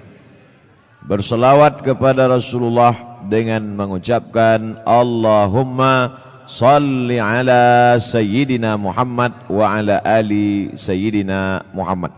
Saya sampaikan materi ini lebih kurang 1 jam 60 menit. Setelah itu saya akan menjawab pertanyaan-pertanyaan yang ditulis di kertas. Mudah-mudahan Allah menjadikan pertemuan kita malam ini menjadi nilai amal soleh. Amin ya rabbal alamin. Hadir bersama kita malam ini Al-Mukarram Al-Ustadz Haji Darwin Hasibuan SPDI Qori Internasional. Kemudian para alim ulama, tuan-tuan guru, ustadz-ustadz tak dapat saya sebutkan satu persatu. Ketua beserta seluruh pengurus masjid, yang besar tak dihimbau gelar, yang kecil tak disebut nama. InsyaAllah kita semuanya mendapatkan pahala jihad fi sabilillah. Amin ya rabbal alamin. Bagi yang di luar mohon maaf, tak usah tengok ke dalam ini, tengok aja layar-layar. Tak ada layar, tengoklah ke sini sikit-sikit. Kami rasanya dari dalam ini menengok keluar macam menengok akuarium.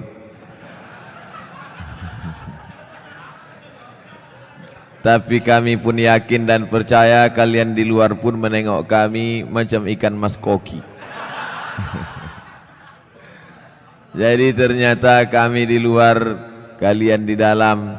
Kita ini semuanya sama-sama melihat orang dengan cara pandang kita. Kita seringkali menengok orang dengan cara pandang kita, padahal kita disuruh merasakan perasaan orang lain. Betul? La yu'minu ahadukum, kamu tak beriman hatta yuhibba li akhi, sampai kau sayang kepada saudaramu ma yuhibbu li nafsi, sama seperti sayang pada diri sendiri. Apa bukti imannya mantap? Karena dia sudah haji, karena ke Makkah, karena sudah bangun masjid, infak sedekah. Betul? Tapi puncak daripada mengukur iman adalah bagaimana merasakan perasaan saudara kita. Susah dia, susah juga kita. Puncak iman adalah ketika tapak kaki orang tertusuk duri, sakit tapak kaki kita. Nah, itu baru sampai pada puncak iman. Puncak iman adalah ketika sakit anak orang, ikut kita merasakan seolah-olah itu anak kita. Nah, itu baru sampai pada puncak iman. Banyak orang menganggap anak orang anak dia, tak masalah. Yang jadi masalah bini orang bini dia, itu masalah. Baik, malam ini kita akan membaca satu surah dalam Al-Quran yang selalu dibaca imam saat sholat. A'udzubillahi minasyaitonir rajim. Wailul likulli humazatil lumazah. Wail artinya celaka. Yang selama ini suka mengejek orang, mencaci maki orang, celaka, robahlah, wail. Wail artinya celaka. Makanya Allah Ta'ala menyebut beberapa orang celaka dalam Quran. Wailul lil mutaffifin, celaka orang yang curang memainkan timbangan. Kalau dia belanja ke pasar matanya tajam, kurang. Kalau dia membaca Quran tak nampaknya mana idgham, ikhfa, qalqalah, gunnah bila gunnah, titik nun macam titik ba. Tapi kalau menengok mata timbangan dipajak, orang Medan bilang pajak, orang Jakarta bilang pasar. Pergilah orang Medan ke Jakarta, mau kemana Pak? Ke pajak. Diantaranya kantor perpajakan.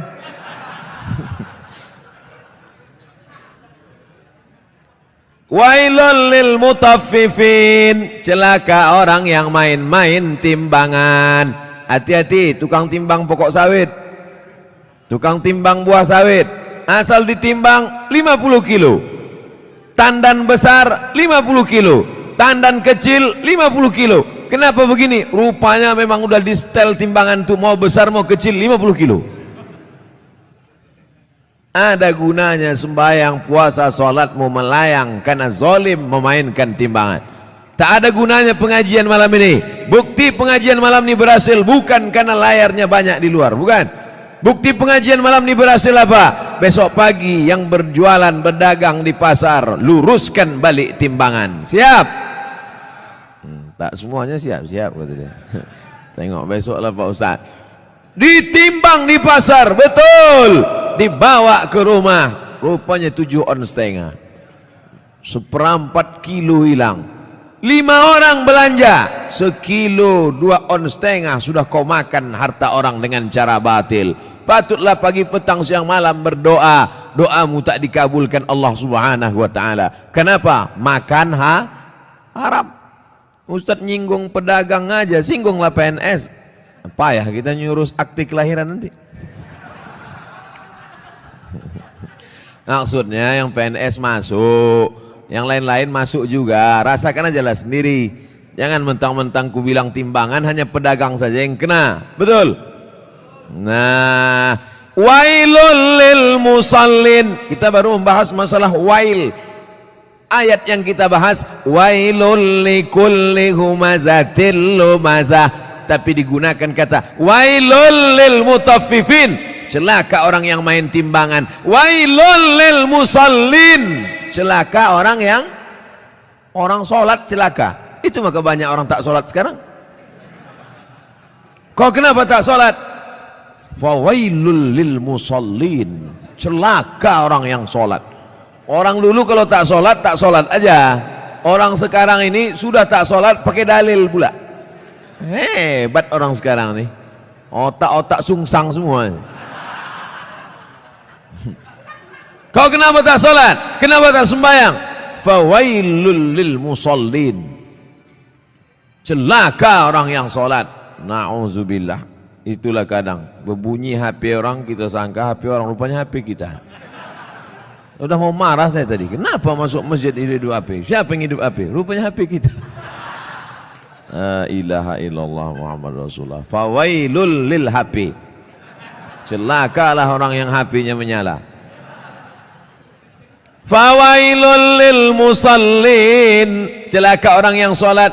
Wailul lil mutaffifin. Celaka orang yang curang timbangan. Wailul likulli humazatil lumazah. Celaka. Makna pertama wail, celaka. Makna yang kedua wail, neraka. Ada satu neraka namanya neraka wail. Dua-dua ini apakah dibenturkan maknanya? Tidak.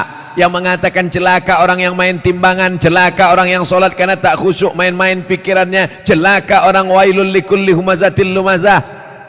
Betul maknanya, tak salah. Yang mengatakan neraka wail bagi orang yang curang timbangan, neraka wail bagi orang yang sholat tapi pikirannya tak khusyuk, neraka wail likulli humazatil lumazah, juga tak salah. Jadi kalau begitu makna wail dua. Yang pertama celaka, yang kedua artinya nama neraka. Oh, neraka itu ada nama-namanya Pak Ustaz? Ada nama neraka itu sakor. Masalakakum fi sakor. Mengapa kalian masuk neraka sakor? Apa kata penghuninya? Lam naku minal musallin. Kami tak solat. Walam naku nut'imul miskin. Kami tak mengasih makan orang miskin. Jadi namanya pun macam-macam. Banyak pertanyaan. Wailun, celaka. Wailun, nama neraka. Likulli humazatil lumazah. Celakalah orang yang suka mengejek-ejek. Kenapa tiba-tiba ayat ini yang Ustaz pilih? Saya udah diejek orang beberapa hari ini. Itulah ayat yang saya pilih. Daripada saya mencaci maki di internet, bagus saya bawa ke pengajian. Wailul likulli humazatil lumazah. Celaka orang yang suka mengejek. Celaka neraka wail bagi mereka yang suka. Likulli, semuanya, tak ada terkecuali. Humazah, lumazah. Apa beda humazah dengan lumazah? Humazah mengejek dengan mulut. Lumazah mengejek dengan perbuatan. Begitu dalam kitab tafsir. Humazah bil lisan. Lumazah bil fi'li, dengan perbuatan. Jadi kalau ada orang ngejek pakai WhatsApp, humazah apa lumazah? Instagram, Twitter, BBM dipakai lumazah. Hebatnya Al-Quran, dibedakannya antara lisan dengan perbuatan anggota badan. Wailul likulli humazatil lumazah. Celaka dan nerakalah bagi orang yang mengolok mengejek orang lain dengan lisan lidah maupun dengan tangan anggota badan. Ada orang mulutnya diam tapi perbuatannya luar biasa. Ada orang tak buat apa-apa tapi lidahnya luar biasa. Ada orang mulutnya diam, tangannya tak berbuat, no action, hatinya saja. Yang hati dimaafkan Allah selama tidak diperturutkan. La yukallifullahu nafsan illa. Kenapa orang mengejek? Karena tidak klarifikasi. Kenapa orang mengejek? Karena tidak tabayyun. In ja'akum fasiqum binaba'in. Kalau datang orang membawa berita, fatabayyanu, klarifikasi. Alhamdulillah masalah ini sudah saya klarifikasi. Bapak Ibu sudah tengok klarifikasinya? Belilah paket. Inilah diupdate lah. HP-HP yang macet-macet tuh dilem aja. campakkan ke sungai. Saudaraku yang dimuliakan Allah Subhanahu wa taala, kira-kira penjelasan saya itu sudah jelas? Jelas insyaallah. Siapa yang tak jelas betungkik telinganya. Nanti yang mengupload nih di internet, kalian buatlah terjemah di situ. Tungki adalah telinga benanah. Banyak orang yang tak paham itu. Wailul likulli humazatil lumazah. Lalu siapa lagi yang celaka? Kita lanjutkan. Allazi jama'a malau wa'addadah. Saya sebetulnya mau nunjukkan aja, kira-kira masih jauh dari Kori internasional. Tapi sikit-sikit jadilah kan. Apalagi perbuatan orang ini, lidahnya mengejek, tangannya mengejek, perbuatannya mencela. Ada lagi perbuatan yang paling mengerikan. Jama'a, mengumpul, malau, harta, wa'ad, dadah, menghitung. Kerjanya dua aja, ngitung, ngumpul, ngitung, batuk, mati. Yang ada di otaknya duit. Sampai sembahyang zuhur pun 5 rakaat.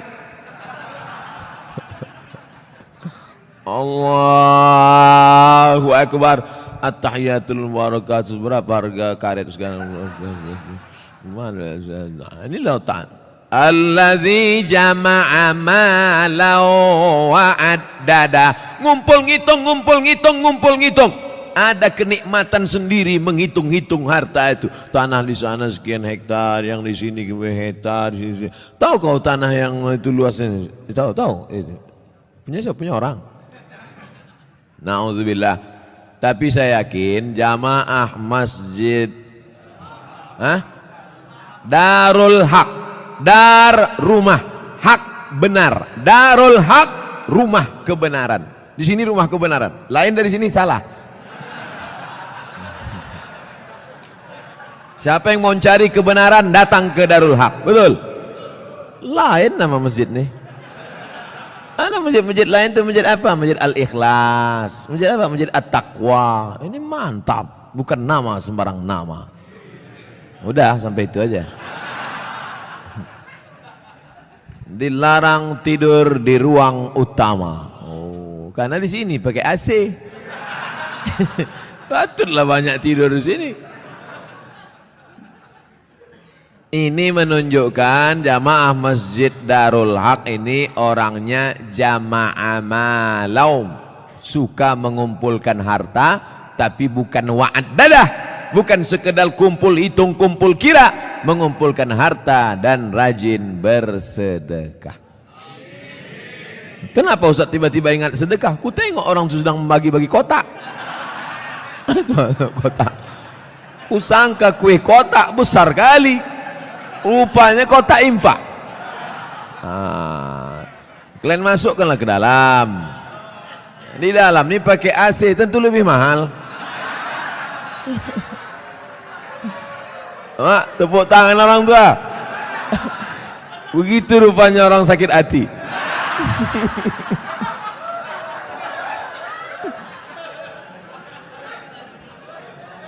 Artinya kata orang tuh, kami di luar panas, duit receh nggak apa-apalah kata dia. Tak apa-apa, kalian sedekah pakai duit kerincing pun masuk surga insyaallah. Cuman agak lama lah sikit. Dikumpul harta pergi pagi pulang petang, masuk ruko keluar toko, dikumpul duit, kumpul mati. Bisa dibawa mati? Tak bisa. Bapak yang malam ini di dompetnya ada 500.000, masuk ke kotak ini 100.000, yang dibawa mati yang 100-nya apa yang 400? Yang dibawa mati yang 100.000 ini apa yang 400?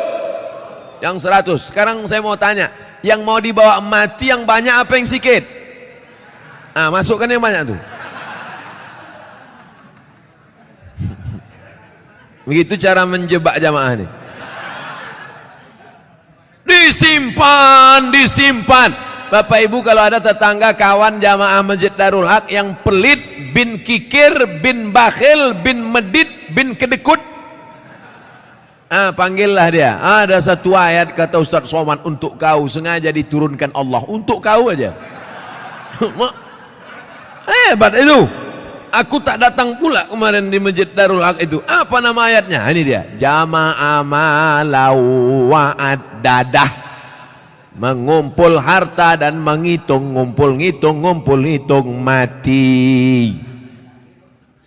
Lama hidup banyak dirasa, jauh berjalan banyak ditengok, lama pengajian banyak jumpa orang-orang kaya yang pelit. Akhirnya kemana Pak Haji Pulan kemarin yang pelit minta ampun tuh? Mati Pak Ustadz. Rumahnya yang 2 lantai itu kemana? Udah dijual Pak Ustadz. Bininya udah diambil berondong. Nah, kalau ada yang kalian pelit-pelit, tak ada saya suruh. Saya orangnya ceramah tak suka nyuruh-nyuruh orang. Tak pernah saya suruh, bersedekahlah, bersedekah. Tak ada pernah saya suruh. Mau sedekah silakan. Yang tak sedekah, ya tak apa-apa. Tapi tengoklah. Tak ada khusus suruh. Tengoklah bini kalian diambil orang nanti. Hah? Tukar mic. Kaya jamaahnya. Saya udah ceramah 30 menit. Rupanya di sini asal 30 menit ganti mikrofon.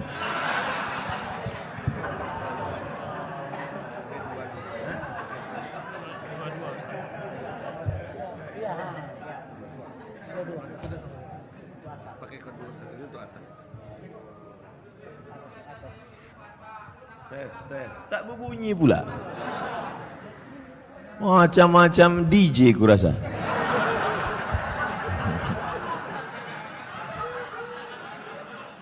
Itulah kita tak boleh menyepelekan tempat dan lokasi. Tadi saya menengok, wah ini masuk hutan nih.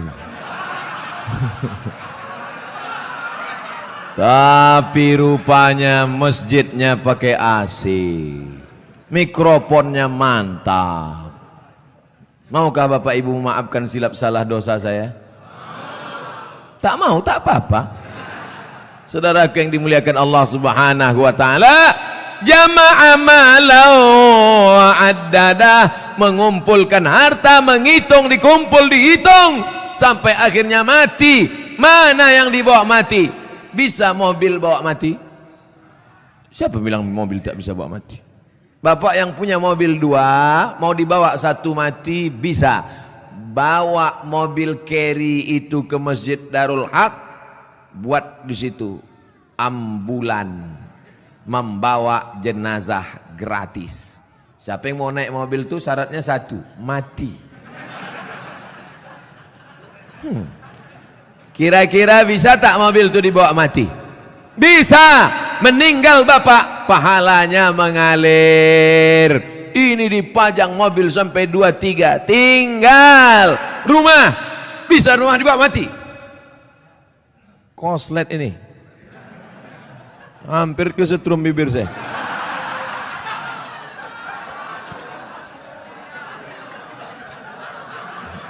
Akan datang kalau ngasih mic ke saya, dites dulu. Sakitnya tak seberapa, malunya. Sempat terjungkang awak viral di situ kan. Ustadz Abdul Somad tak jadi ceramah mulut koslet. Siapa yang malu? Orang Tembung.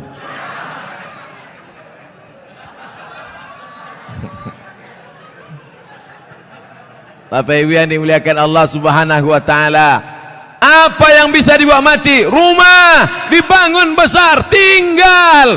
Tapi kau bangun rumah biasa, yang satu kau buat rumah wakaf untuk tahfiz Al-Quran. Setuju? Yang bilang setuju itu yang punya rumah untuk buat tahfiz Quran. Yang bilang setuju belum ada, mudah-mudahan jadi doa. Itulah yang menolong di hadapan Allah Subhanahu wa taala. Yang lain tinggal. Harimau mati meninggalkan belang, gajah mati meninggalkan gading, manusia mati meninggalkan utang. Oleh sebab itu saya yakin dan percaya jamaah Masjid Darul Haq ini adalah orang-orang yang rajin berinfak dan bersodakoh. Sehingga kalau sholat di sini saya yakin tenang. Kenapa tenang sholat di sini? Karpetnya tebal. Asli punya masjid nih kan?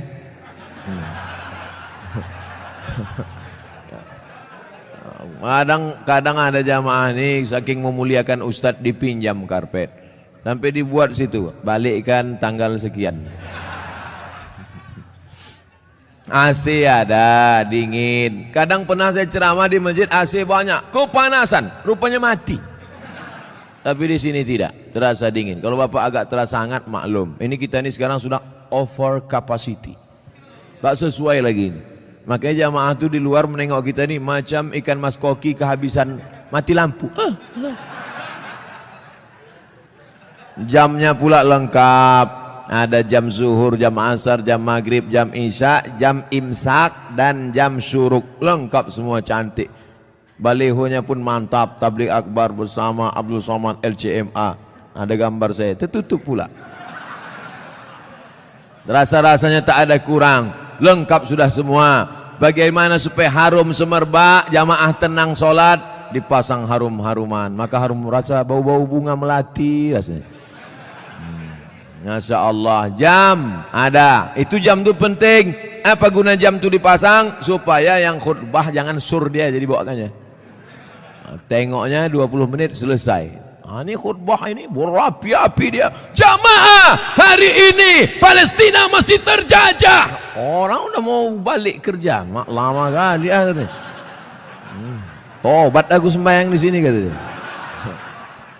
Nampaknya simpel sederhana. Mulai jam dinding, AC, kipas angin, karpet, lampu terang benderang. Tapi itu semuanya demi kenyamanan orang di Tapi jangan sampai terlalu nyaman sampai tertidur di masjid. Makanya perlu dibuatkan surat pengumuman, dilarang tidur di ruang utama masjid. Sopan bahasanya. Tapi kalau melawan juga, buat surat satu lagi. Kalau kamu mau tidur di luar aja bro. Sudahlah tak menyumbang uang listrik masjid, sudahlah tak menyumbang AC masjid, sudahlah tak menyumbang kipas angin masjid, tidur dalam masjid menyumbang air liur basi.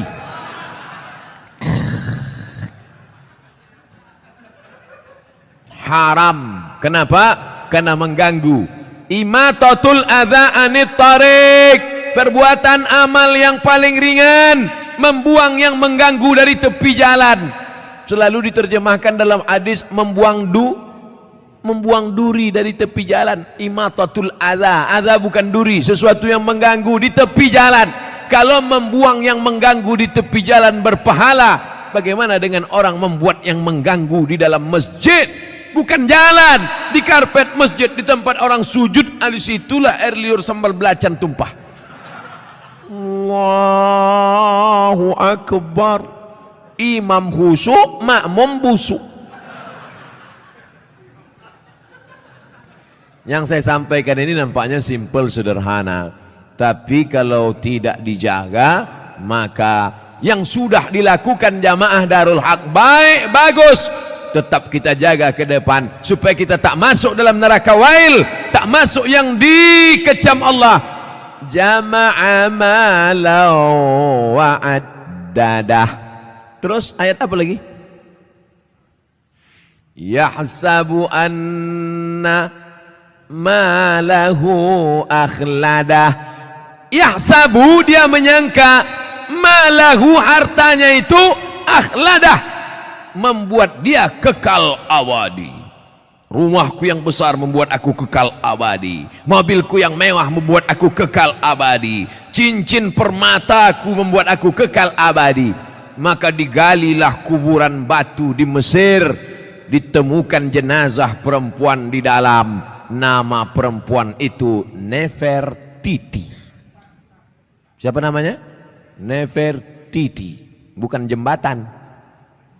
Nefertiti, perempuan tercantik, permata-permata, tinggal kering kerontang, semuanya tinggal tak bermakna. Yahsabu anna malahu akhladah. Dia menyangka dengan hartanya dia kekal abadi. Tidak saudaraku, tapi dengan harta orang bisa abadi. Mana contohnya? Masjid depan Istana Maimun, Masjid Kesultanan Melayu Delhi. Dengan harta orang bisa abadi. Dengan cara apa? Membangun masjid. Alhamdulillah, Masjid Darul Haq. Siapa yang mewakafkan tanah dulu? Siapa yang mewakafkan atap dulu? Siapa yang mewakafkan? Ini wakaf-wakaf orang meninggal. Saya tak tahu entah siapa yang mewakafkannya, tanpa saya sebutkan namanya. Untuk almarhum Fulan bin Fulan Alfa, tak perlu.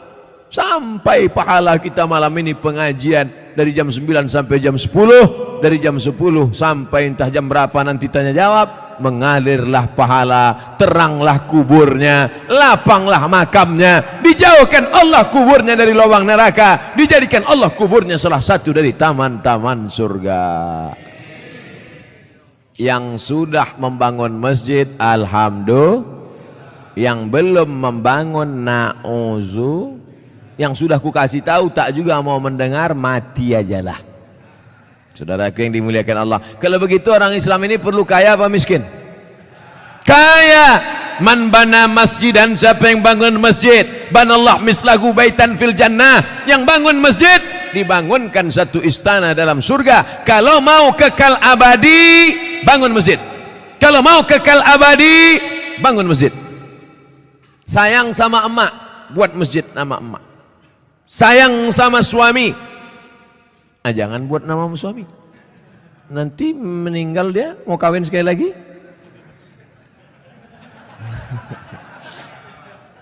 Buatlah nama masjidnya As-Salihin, masjidnya orang-orang soleh. Kau mau sholat kemana? Aku mau sholat ke masjid. Masjid apa namanya? Baitus Soman. Soman itu Allah, bukan saya. Saya ini Abdus Soman, hamba Allah. Ada orang bukan hamba Allah, Abdus Syaiton. Hamba setan. Panggilan set. Saudara yang dimuliakan Allah Subhanahu wa taala, yahsabu anna malahu akhlada, disangkanya dengan hartanya itu dia bisa kekal abadi. Tapi jangan gara-gara ini besok orang jamaah Masjid Darul Haq tak ada yang masuk kerja. Gara-gara apa? Kok tak kerja? Alah, tak ada gunanya. Kita pun akan mati juga nih semua. Jangan. Yang punya kebun tetap bekerja. Dulu orang Tembung ini lebar-lebar kebun tebunya kan. Sekarang masih ada lagi? Tak ada lagi. Udah berubah jadi rumah ruko semua. Yang punya kebun silakan sejauh mata memandang. Yang bisnis dagang toko ruko silakan. Tapi jangan masuk dalam jama'a mala wa'addadah. Jangan masuk dalam yahsabu annama lahu akhladah. Tapi dalam golongan apa? Yang membuatkan rumah kos gratis untuk anak-anak yang merantau dari daerah Sumatera Utara, kaya tapi duit tak ada, buatkan rumah kos gratis. Berdatanganlah orang, kami mau gratis pak. Syarat dan ketentuan berlaku. Apa syaratnya? IP 3,9 dan 4 saja. Saya IP saya 4, mesti cantik, gatal. Saudara yang dimuliakan Allah Subhanahu wa taala, banyak anak-anak kita di kampung cerdas, IQ-nya tinggi, tapi karena tak ada duit tak bisa sekolah. Berapa sekarang kos di Medan? Yang paling murah kos di Medan berapa? Gope 500.000, itu pun triplek dinding. Nyamuknya tak banyak, 1 ekor, kawannya banyak. Tapi begitu kita sediakan gratis, Masya Allah. Saya kuliah di Al-Azhar dari tahun 1998, pulang 2002. Berapa tahun itu? 4 tahun. 98 pulang 2002. Kuliah gratis, asrama gratis, makan gratis, tiket gratis, disediakan pula lagi setiap bulan beasiswa. Dari mana itu? Wakaf orang Mesir. Kalau orang Saudi Arabia berwakaf maklum, orang Saudi Arabia kaya-kaya, digali tanah mau mencari air, keluar gas. Digali tanah mau mencari air, keluar minyak. Tapi Mesir biasa saja. Semangat mereka berinfak, berwakaf, bersedekah luar biasa. dari kesederhanaan. Kalau ada orang kaya bersedekah, biasa. Tapi orang yang sederhana bisa mampu bersedekah, itu baru luar biasa. Kalau bapak-bapak ibu itu biasa di luar. Saudara yang dimuliakan Allah Subhanahu wa taala, wailul likulli humazatil lumazah alladzi jama'a malan wa 'addadah yahsabu anna malahu akhladah. Kalla, tak ada gunanya itu semua. Kenapa? La yumbazanna fil hutamah. Bukan disebutkan dalam ayat itu. Kalla, sekali-kali tidak. Kalla, tak ada gunanya kau tumpuk harta. Kalla, tak ada gunanya kau hitung-hitung harta. Kalla, jangan kau sangka kau akan abadi di dunia karena harta. Kenapa? La yumbadzanna fil hutamah. Kau akan dilemparkan, kau akan dicampakkan. Dalam ayat itu tak disebut kau akan dimasukkan. Dimasukkan lembut. Tapi di situ dikatakan la yumbadzanna, lam di pangkal, nun di ujung, kalla la yumbadzanna fil hutamah. Kau pasti akan masuk dalam neraka hutamah.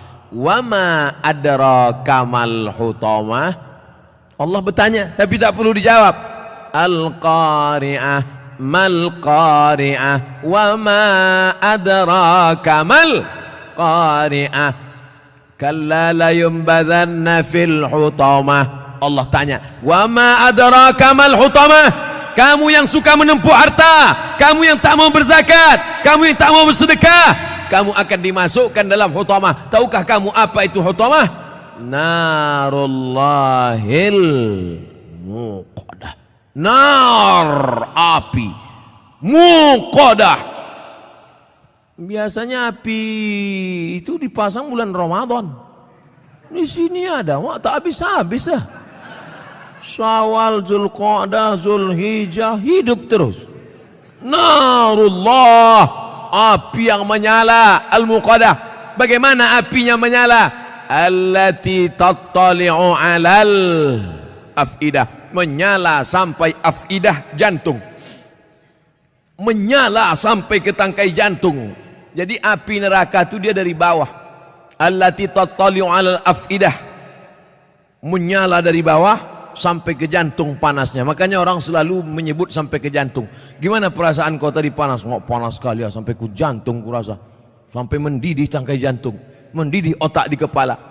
Ustaz Somad, neraka itu panas apa dingin? Mana aku tahu, aku tak pernah masuk. Memang kita tak tahu, tapi Nabi ngasih tahu. Dia dapat dari mana? Dari Jibril. Jibril dapat dari mana? Dari Allah.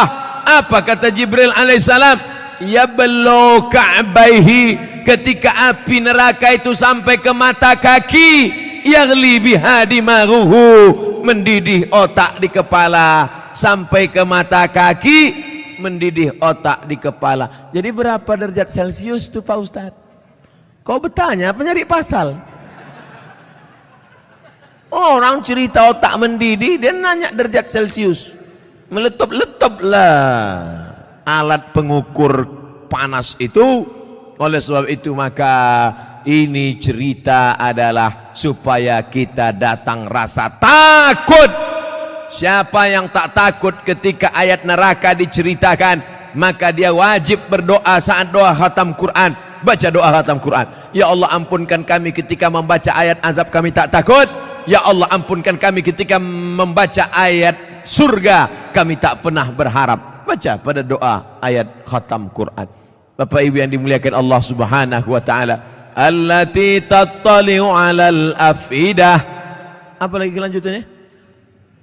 Innaha 'alaihim muqsadah, dari bawah menyala sampai ke jantung.